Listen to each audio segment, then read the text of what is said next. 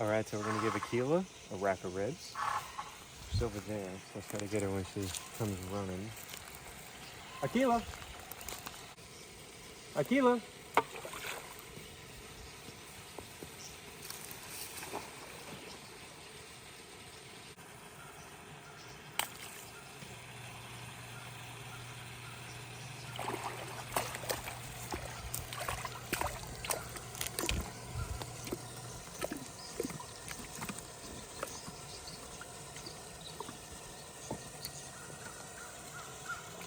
Gone. How was that, huh? Is that a happy crocodile? Jump at me? You look like you're gonna jump. You gonna jump? You're gonna be nice. Got a rack of ribs. You excited?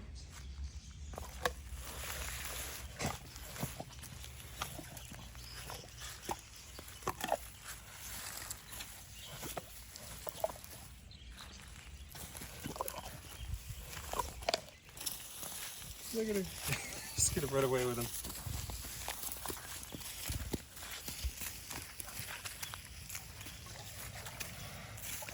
Where are you going with those? Where are you going? Into the water with them.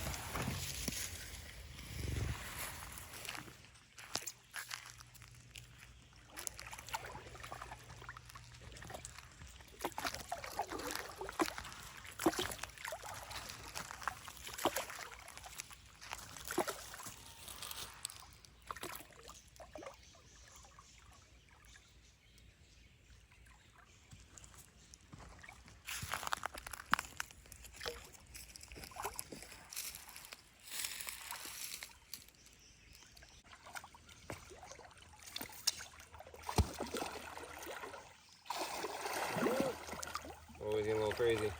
Big man. Big man.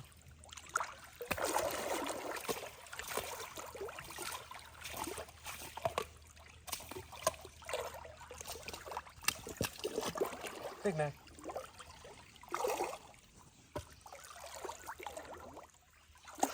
There we go. There. That's what I wanted to get.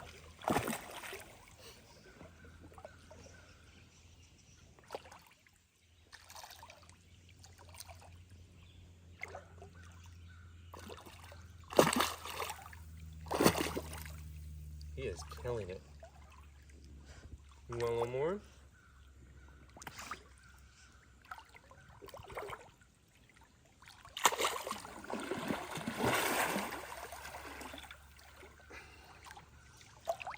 Oh, my piece is shredding. Oh, half a death roll. Obviously, I got to be really careful though. I'm trying to do it out like this because if I bring it in too close and I do this and she slips right in your leg and she'll immediately grab your leg. So that's why I'm trying to hold it out a little bit. We got there to do half a death roll. That was cool. Dino. Oh, he wants it. Good boy. Oh, good boy. Oof.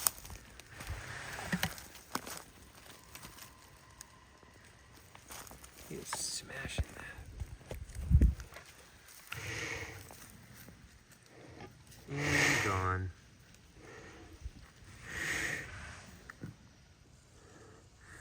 I got more for you, buddy.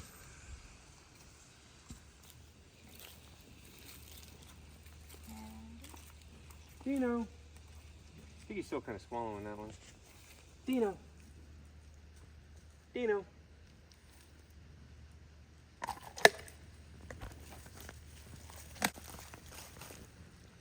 How's that, buddy? You see those jaw muscles flex.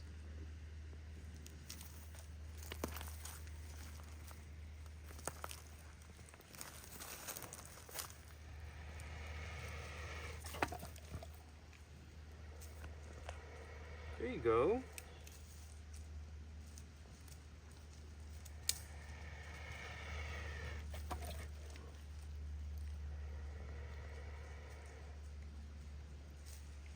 Trying to get the other one down still. Yeah, he looks happy though, huh? Looks like he's enjoying it.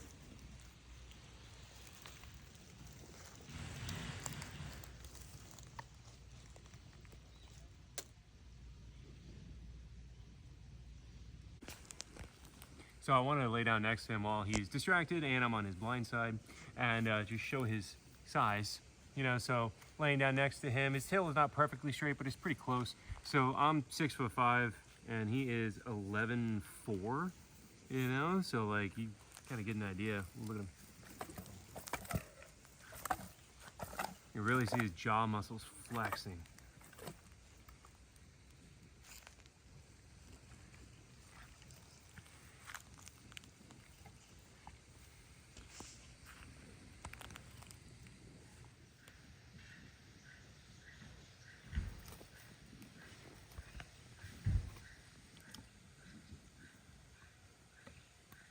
Alone. Just alone. Oh, he's a good boy.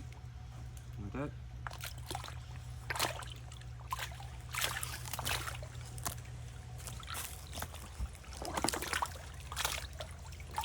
There.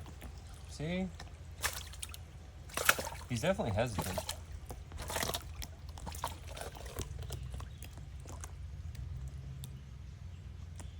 He's hesitant.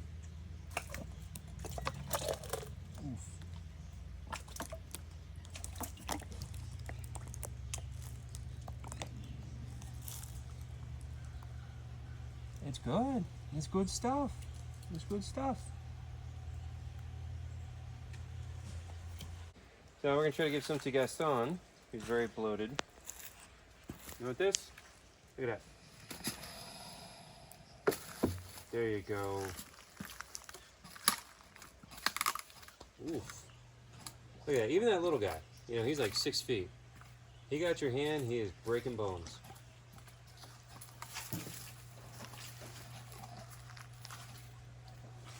He's so bloated. You want this one? Gaston? Gaston? You wanna get me? Oh, you gonna get me? There you go.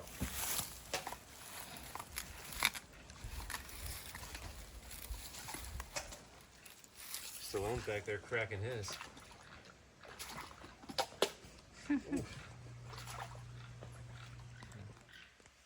So he is still floating, unfortunately. I don't know what else we can do. I don't think there are any other options. I think we did everything that could be done. So now it's just probably going to be see how his quality of life is, if he's able to put on weight or not. I think that's going to be the important one. You know, whether or not he can put on weight. You hear the owls?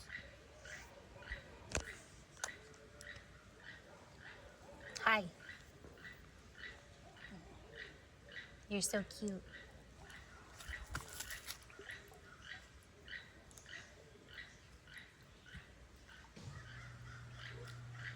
Poor guy. Yeah. He can't submerge.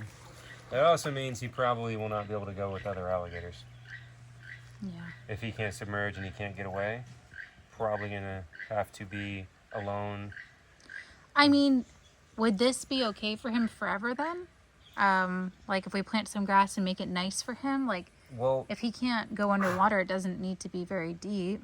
It doesn't, but it depends on how long he gets. So, I mean, that really depends on whether or not his digestive tract works properly. If he's able to derive nutrients enough and compensate, you know, for whatever's going on in there, gains weight and then grows in size, we'll build him something shallow. You know, we'll just build him something bigger in, you know, diameter, but very shallow. So it'll work out for him, I think, you know, but it just all depends on whether or not he's still able to draw nutrients out of his food, because he's still very skinny, you know, so that's going to be the question. So this is our new temporary enclosure coming along. So we're trying something different on this one. We are putting some tin along the side, and so that will not only provide that visual barrier that we are trying to get over here with the whatever that stuff's called. Yeah, shade cloth. But also with these temporaries, they're small because, again, they're temporary. So when you have a brand new animal in here and it's a small area, they're going to try to escape. On our big ones, we haven't had them really try to escape at all. But on this one, they're gonna try to get out until we can put them into something bigger. So the problem is they rub their face. You know, they walk like that, and you know, alligators have that blind spot right in the front, so they just run into stuff all the time. So we're trying to do this as well so that they don't rub their face and hurt themselves, you know, because we've run into that before, getting that nose rub as they go across the chain link. So this will be good. So we'll have those 2 temps, and then this one and this one, so it'll be 2 more temporaries, and then we're going to do another 2 over there as well. So we'll have 6 in total. So that'll be pretty good and exciting. And we're going to do the overhang as well, like we did over there. Oh, no, stay back. Ugh. Don't run over your food. I wanted to get a video of him eating, and he just wants to come attack me. No, stay over there. No attacking. Eat your food. Why are you so offended? No. Just eat your food. Why? Why are you like this? He's just gonna walk right through his food.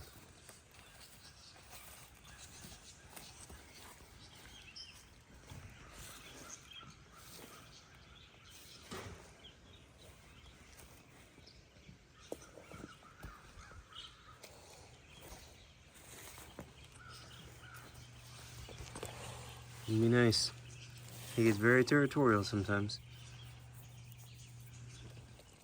All right, so it's the day after produce pickup. We get in late, so we are not able to feed him as we get it in, but the morning after, these guys always have a nice little buffet. All kinds of yummy stuff.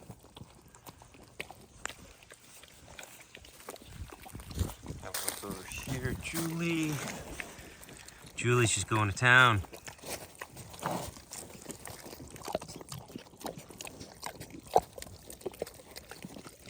Whole avocado gone.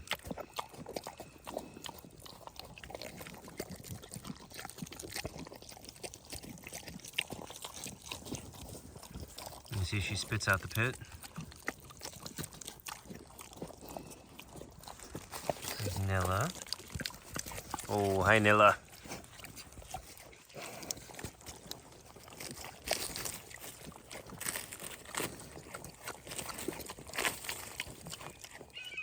Good morning, Kaloa.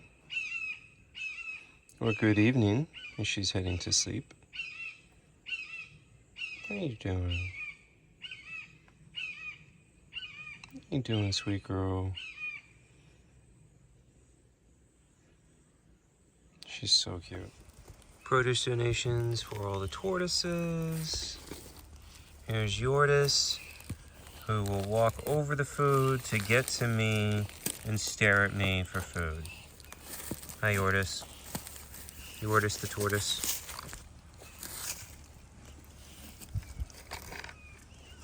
Here's Fergus, Burmese mountain tortoise. He's so cool.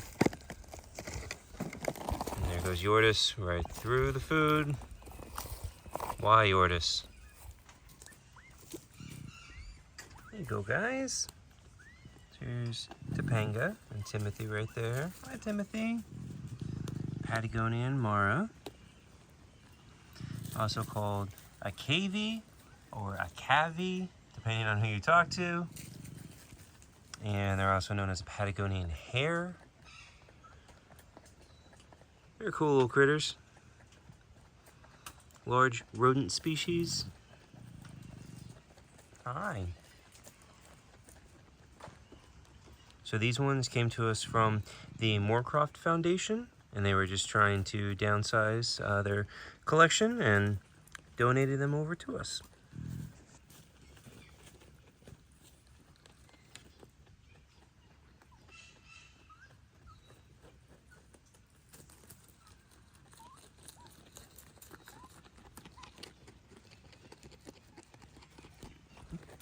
We got Hazel being crazy up top. These two running around.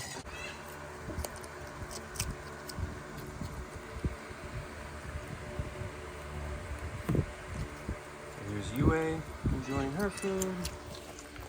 got Kira down in the log. And then we've got Shippo up on the platform there, and then Hazel on this log here. Everybody's happy and chowing down. And just a reminder of, where these foxes came from. So they all came from a fur farm in Iowa, and Save a Fox did an awesome fur farm buyout. So they bought out all the foxes and then have been trying to distribute the 500 foxes that they had. So we took 4 of them, which is not a lot compared to 500, but also foxes are definitely not my forte. So we just wanted to help out how we could, but they've been doing a great job of trying to find homes for them all.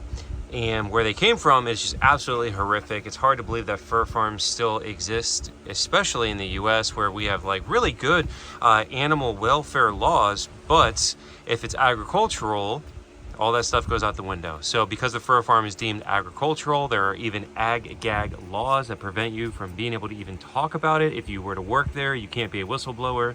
Like, it's crazy. What other industry is like that, where like, oh, there's some really horrible things going on here and I want to tell somebody, no, actually, you're going to be arrested for speaking about that. Oh, I saw some really horrific practices, so I took a photo on my phone. Now you get arrested for that, for trying to illuminate atrocities. It's so sad.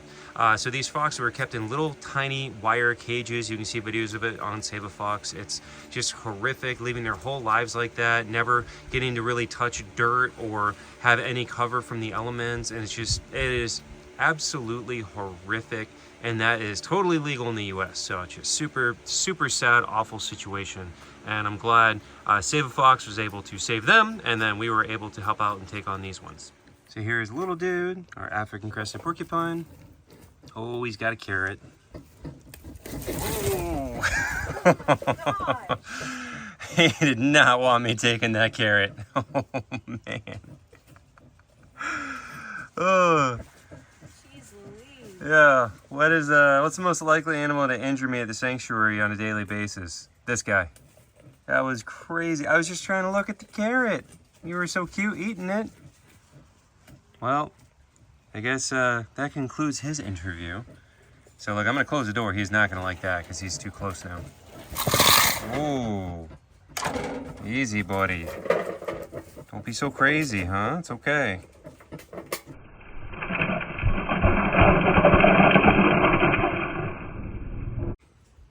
Hi, Blue.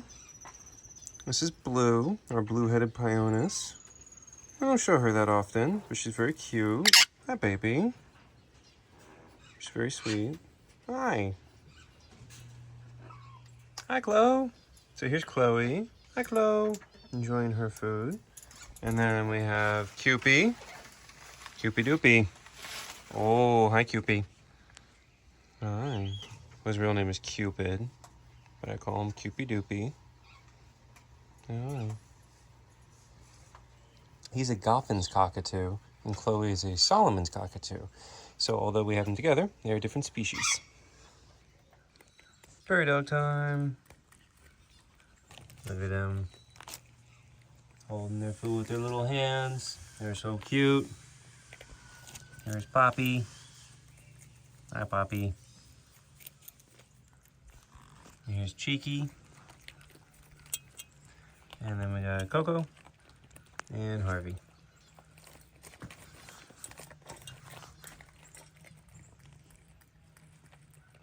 So it looks like everybody's chewing on their rodent blocks right now, but they also have some broccoli and romaine lettuce, papaya, green beans, strawberry, carrots, some other pellets.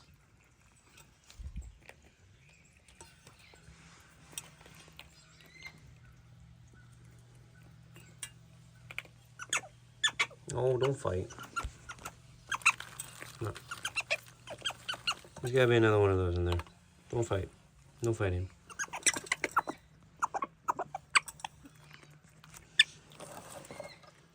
I have to find one for you.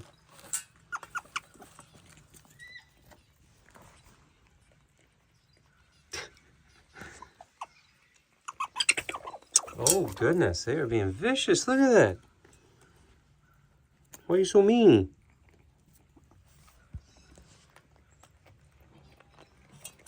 You're cute but vicious little critters. Well, that brings up a good point.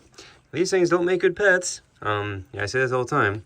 All the animals we have, I absolutely never recommend exotic animals as pets. Never, ever. Because that's how most of them are here, because people had exotic animals as pets and it didn't work out, and a lot of them end up here because of that or at other sanctuaries. So we do not advocate or recommend. I try to show how cute they are so people appreciate the animals and like them, but while showing how cute they are, we're just like, oh my god, it's cute, I want one. So that's why I always have to go through the whole thing and say they do not make good pets. And with prairie dogs, they are social animals, so you don't want to keep them alone. But although they are social, they are also known to be territorial. As you just saw, they will fight. And when you try to introduce a new one, sometimes they fight and will kill and eat each other. So that's why I'm always saying, like, they are social. They do need friends, but trying to give them friends, sometimes they kill and eat each other. So it becomes complicated. And then they also have very, as you could tell, requirements for their housing that can be very difficult to provide. So for them, we have an 8-foot cattle trough sunk in the ground and then wired to it. And we had to do a mixture of sand and dirt and clay and then rock on the bottom. It's just, yeah, it's a lot, especially if you're someone who's just living in an apartment and you're like, oh, it's cute, I want to get one. You absolutely cannot provide a proper habitat for these guys if you're living in an apartment or a regular house or something. It takes space and it takes a lot of time and effort to create something good enough for them. And even ours is not perfect by any stretch. And here comes Akila, they all scattered. But yeah, we try to provide the best habitat that we can, but we worked with a prairie dog expert to try to do so. And even she said this, you know, great effort, but it is not what they have in the wild, and you really can't mimic what they have in the wild. It's just not possible. So it's not really fair to them. So again, don't try to get one as a pet. Hi, Jelly Bean. Hi, big guy. Hi. Oh, you got some dragon fruit? Yeah. You got some dragon fruit? You happy toucan?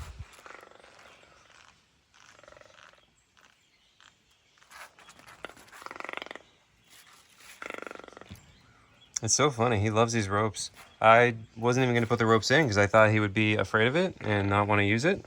But he loves them. Here you go. You want a blueberry? Oh, you got a grape. Good job. Good job. Do you want to be pet? You feeling like being pet today?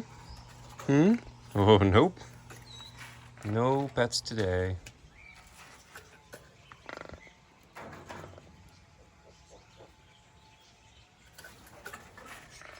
Fresh food and water for the small parrot aviary. So we've got all the budgies and cockatiels happily chowing down. Being all crazy.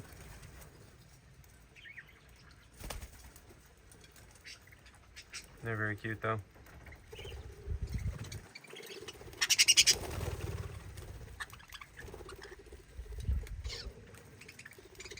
So we just added new sand in the lockouts and they think it's the best thing. What are you guys doing? What are you doing? You got sand all over your nose. They're just digging around. Look at their tails straight up like that. You know? I know, they're so funny. Blanco, you're covered in sand. You're covered in sand. Look at you. Look at you. You're so sandy, buddy. You been digging in there and you like the sand? Yeah, you like the sand? Oh, don't climb me. No, no, no, no. We're not climbing. I don't need to be covered in that. They're so funny. You guys are so funny. You're so sandy. All right, so this is Marco, and he just found this sulcata tortoise walking around out in the Akila National Forest and just brought it to us. And man, this thing's got some crazy injuries and shell rot going on. I mean, I wonder how long it's been out there. Like, look at that. I'm glad we have a herper that knows how to tell sulcatas from gopher Yeah. tortoises. I almost did it. Yeah, so you were just out there looking for snakes and Yeah, just and I just glanced down a side road and I saw a monster tortoise. It made a U-turn real quick, and I was like, wait a minute, that's not a gopher That tortoise. would have been a huge gopher. Yeah. Well, yeah, man, it is. yeah. We think she's female. Yeah, it looks like a She's female. trucking, look at her. Yeah, she's going. But yeah, all these injuries and shell rot on there is pretty wild. I wonder what did that. I mean, being out there, it could have been anything. Literally could have been being chewed on by a bear. Or, Totally possible. yeah. That is kind of weird. Like, you know. Yeah, that's what I was thinking. I mean, that's a pretty wide jaw mark. Oop. There goes Ben being dramatic. But, yeah, I don't know. Could be anything. I mean, we're just purely speculating here. We have no idea. Could have happened when it was in captivity for somebody. Yeah, and if you didn't know, these are not native. So this is the same species that Jumanji is, and so they're very common in the pet trade. I'll probably peel that off. Yeah. Oh, I've been talking to Vanessa Crutchfield, and she said just peel it off. Hmm. Well, let's see. That's not ready to come off, though. Yeah, if it was loose, maybe. But Yeah, we'll leave that, and we'll just put some of the SSD cream. Okay, so we got some stuff we're gonna put on there. Same treatment as the Russian tortoise we're treating. Okay. Well, you want to explain it? Yeah, chlorhexidine. We got some SSD cream, some Tegaderm bandages, and we're gonna try to treat this every couple of days. All right, so Gabby just cleaned out all those spots, and then now she's applying some SSD cream. The tortoises. I'm so glad we got a giant tub from our vet, because I'm like, can you just get me the biggest one possible? I use this on everything. Shell rot, burns, injuries, like literally anything. Anything and everything. And you do need a prescription for it. But I think every reptile person should honestly have it on hand. So that looks pretty good, just like that. And then on the deeper ones, we can seal it with the Tegaderm bandages. Like, we can try to put it over there for her. But that looks pretty darn good to me. If you want to try to lift her, Chris, just so I could put this on some of the bottom ones. Okay.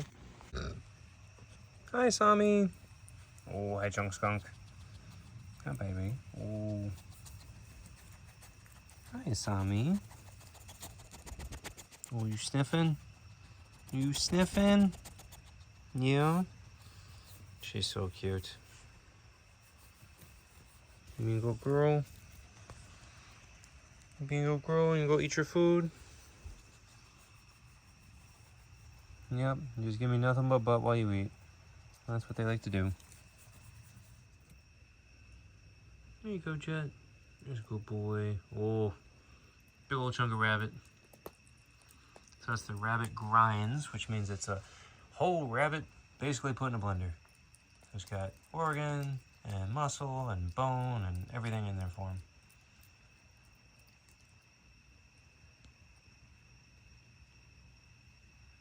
So as far as him getting his new little friend, Sierra, the new fennec fox we're going to be getting from Save Fox, should be happening this week.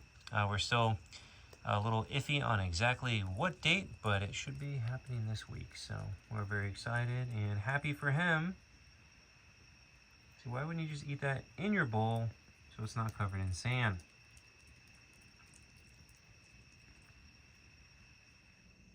So here's Miss Kalusa. So I just delivered her dinner to her. So she's got her little mice down here. Hi, baby. Just looking at my feet. You can hear my footsteps.